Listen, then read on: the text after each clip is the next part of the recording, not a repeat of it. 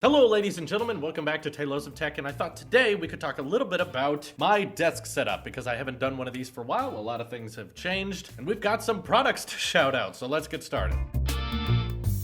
Of course, the one thing that definitely hasn't changed about this desk since we've moved into this office is the iMac Pro. For those of you who are new subscribers and don't know exactly which configuration I got, it's basically the base model one except for I got 2 terabytes of SSD instead of 1, but everything else is at the bottom, and it's worked great for us. It exports everything really quick. We edit in Final Cut mostly. Occasionally we'll edit certain things in Premiere, but not too often. Most of what we do can be handled by Final Cut, and the brief update on the iMac Pro is that it is still holding strong. It's working as good as the day we got it. The speakers on it are still crazy loud. The webcam on it has been pretty good for our Twitch streams, and even the microphone on it is surprisingly not that bad. So overall, yes, a very expensive computer, but definitely well worth it, and we're getting our use out of it. We're editing easily 10 to 20 minutes of 4K at 60 footage every single day, and it's handling it like a champ. But, of course, you may have noticed its new companion on the side here. This is the Acer Predator monitor at 1440p, which we talked about on the Talos of Gaming channel recently, but if you've been subscribed to Talos of Talks or Gaming, you know all the struggles we've had with the PC this was hooked up to. That thing basically turned to complete garbage, and we're just selling it for scrap now. But my friend sold me this. I did not have to buy it full price. I only paid half of what it's worth. And while the monitor is specifically built for gaming, and we don't really do a lot of gaming on the iMac Pro, it also just works really well as a Macintosh external monitor. A lot of people don't know this, but macOS actually does support 144 Hertz. So when you're outputting to a display like the iMac Pro is at 5K, the most you can get is 60, which for most people 60 is fine, but with certain types of gameplay, obviously you want to get more. This, supported through macOS, is still able to retain its 1440p resolution at 144 Hertz. So I basically call this a 2K monitor. A lot of people get upset when I call something 2K when it's 1440p, but in my mind that's what 2K is. But if you Google it, they're like, we don't know what 2K is either, so it's an above HD monitor. And when it's right next to the iMac, you can kind of notice the pixels because I think your eyes get accustomed to a 5K display. However, the real cool thing about this monitor is how thin the bezels get on the side. They're very hard to notice, and while it's a bit more boxier on the back, it's very refreshing to see this right next to the iMac Pro with its old style bezels that are a lot thicker. And if you couldn't tell, both of these displays are actually 27 inches. They're identical in size, but that chin on the iMac and the bezels around it definitely make it look a lot bigger. So Predator did not sponsor this video, by the way. I was not required to shout them out. This is just a product a friend of mine bought and wasn't getting much use out of, so he sold it to me at a heavily discounted price, and I thought I'd let people know that it's now living with the iMac Pro and they're cooperating fairly well. It does take a Thunderbolt 3 USB-C cable to DisplayPort to work. If you just use a standard USB-C to HDMI, you cannot get that 144 Hertz. You'll be limited to 1440p at 60 Hertz, which for most people is probably fine, but if you really want that extra refresh rate so you can get those extra frames in your gameplay, I'd highly recommend going with a DisplayPort to Thunderbolt 3. So on top of that, there's a tool we've been using a lot for our Instagram posts and also for live streams. It's this big bar you see on the top of the iMac Pro made by BenQ. They call it the screen bar. It costs about $100, but full disclosure, they did actually send this to us. We did not pay for it. They didn't ask us to say anything specifically about it other than our honest opinion. And for the most part, we really like it. It's a very bright light. It's very easy to use. There's no clickable buttons on top. You literally just tap it. If I tap the power button like that, it lights up the desk, and it provides an array of different options in terms of lighting, which is neat. This option at the top allows us to change the color temperature. So if you want it to be more warm, you can set it to be more warm. Or if you want it to be more cool, you can set it to be more cool. It's slightly adjustable, and it's powered not by a wall outlet. You literally just plug it into a USB port in the back of the iMac, and it derives power from your computer and hasn't really shown that it affects performance in any way. It's just a little slide-on attachment that hangs on the top. There's no screws. It's really easy to put on, and even if there's no lights on at nighttime in this room, this can light up most of it all on its own, which is impressive. But the one complaint we do have about it here is that it seems to like to attract a lot of bugs. A lot of bugs will fly onto the desk sometimes or fly up near the screen bar, and that can get annoying. But still, fairly useful product. I do, however, think it's a little bit too expensive though. So I'll still include a link to this on Amazon in the description if you're interested. But while cool, you could probably find a desk lamp or something that provides you with the same amount of light for a lot cheaper. So moving on to what we have in the middle of the setup, I've talked about this Qi charger before, but A lot of you guys are, of course, new subscribers. This was also sent to us, but again, they didn't ask us to say anything specific. It's from Baseus, spelled B-A-S-E-U-S. We'll also include a link to this in the description. It's a 2-coil Qi charger, which means that your iPhone 8 or 10 or anything that supports Qi can charge both in portrait mode and in landscape. Sadly, it does not mean you can charge 2 phones at the same time. A lot of people think that's what it is. It's sadly not large enough to support 2 phones at once, but it's perfect right in the middle of the setup because it doesn't intrude on any part of our displays, while also fast charging at the 10-watt charge rate. Your wireless charging supported device, so basically anything but the Pixel. You can charge it flat on its base if you like, or if you do what we do, you want to be able to prop it up on your desk. So you slide in this little metal piece and it sticks right up like that. And the best part, it charges via USB-C. We've been sent a lot of Qi chargers from different companies. They all use micro USB, which is the old port. It's not as good as USB-C. We want to move people to the last port, and Baseus retains that. The other nice thing about the Baseus charger, I think this is actually my favorite Qi charger of all the ones we have, is that it does have a charging light on top, but when your phone is charging, it doesn't send out this giant blinding light, which a lot of Qi chargers surprisingly do. If you have one near your nightstand, it's kind of annoying at night, or if you're editing on your computer, to have this giant green blinking light the whole time is kind of distracting. With this one, the light is covered up when you rest your phone on it, so the light's not blinding you and you can easily just look at your phone and say, yes, it's charging. I wish more Qi chargers would actually acknowledge the fact that you don't need a giant green blinking light. It can get kind of annoying. Now, of course, when we do my Twitch streams, I highly do not recommend you use a Magic Mouse 2 for your gameplay, because while the omnidirectional scroll trackpad on it is nice, when you use that scroll wheel for selecting different weapons, it is not a pleasant experience. So that's why for when we do gameplay, I use my Skytech Gaming included wired mouse, which has a RGB color array that comes out through a lot of different parts of the mouse. It has a couple customizable buttons on it, and of course the scroll wheel is much easier for selecting weapons. So whenever I'm playing a game, I switch over to this mouse, but if I'm editing in Final Cut, where scrolling side to side is a lot more helpful, then I'll put this mouse back here, along with the gaming looking monitor, and then go back to the Magic Mouse 2. Which, by the way, the last charge with this, because so many people complain about the charging method, the last time we charged it, it lasts 2.5 months without having to be charged. Not bad at all. So you just leave it on one night, and then you unplug it, and then you're good for another 70, 80 days. Yes, the lightning charging on this sucks, but it's very rare. And then last, and of course least, we have the one Google product on my desk. Some of you may be wondering what this is. This is actually the pad that goes on the bottom of your Google Home Max, which I reviewed quite a while ago, and we've been trying to sell the Home Max, but literally no one wants it. It's so hard to sell because no one really wants to pay that much for a speaker, and no one really knows what it is. So the Home Max is still back at my apartment in Oroville, but this pad has actually been a really nice coaster for a lot of our drinks on our desks, because it's like, Google, this is all you get on our desk. We just rest our drinks on you. Or sometimes if someone wants to put their phone down, but you don't want to rest something this expensive caseless on a desk, and a lot of us like to use our phone without a case, you just rest it on this little mouse pad. It keeps it protected, means it doesn't get as many scratches, and it just makes a little overall good coaster to protect your drinks from leaving rings on the IKEA desk, which still, by the way, can be raised or lowered so you can still get your stand goal. And that about completes what's all on my desk, other than, of course, the 2 HomePods behind these monitors. Via iTunes AirPlay, we can still output to both of them at the same time, so it's not completely useless to have 2 next to each other. But yeah, I am kind of upset that stereo mode for HomePods still aren't available yet, but iTunes is a reasonable compromise that still works, and we can play music through both of them. It sounds really, really loud, and it's been a really great setup so far. So feel free to tweet at me at TaylosofTech what your desk setup looks like as of right now, and if you like mine, or are we gonna comment on terrible cable management? I don't care, I don't see that stuff, so just relax. This is your Apple Sheep here, and I will see you in the next one.